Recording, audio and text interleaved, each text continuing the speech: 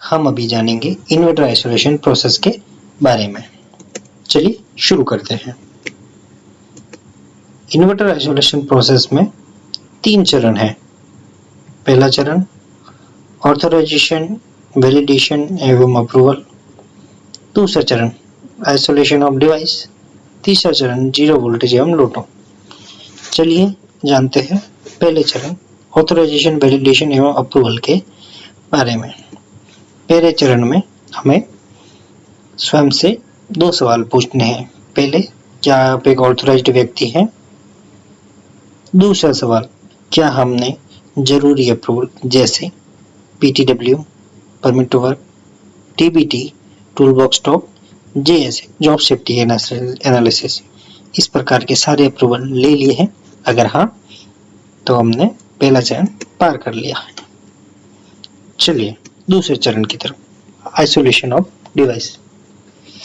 Inverter isolation के लिए हमें 3 डिवाइसेस को आइसोलेट करना होगा।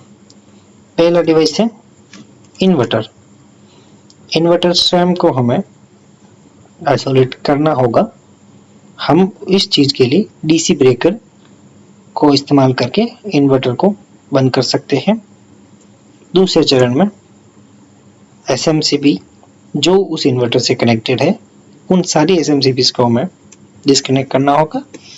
तीसरा चरण ICOG पैनल, वह इन्वर्टर ट्रांसफार्मर से होते हुए किसी न किसी ICOG पैनल यानी कि इनकमिंग आउटगोइंग पैनल से जुड़ा हुआ होगा, अतः हमें उसे भी डिस्कनेक्ट करना होगा। अगर ये तीनों आइसोलेशन हम कर चुके हैं तो हम ये चरण भी पार कर चुके हैं। अब अंतिम चरण जीरो वोल्टेज एवं लोटो। लोटो प्रोसेस के लिए हमें इन्वर्टर के ऊपर लोटो लगाना है एवं जीरो वोल्टेज का मेजरमेंट करना है। सबसे पहले हम जीरो वोल्टेज का मेजरमेंट करेंगे। जीरो वोल्ट का मेजरमेंट करने के लिए हमें इसकी DC साइड में जहां SMCB कनेक्ट हो रही है वहां पे जीरो वोल्टेज मेजर करना है।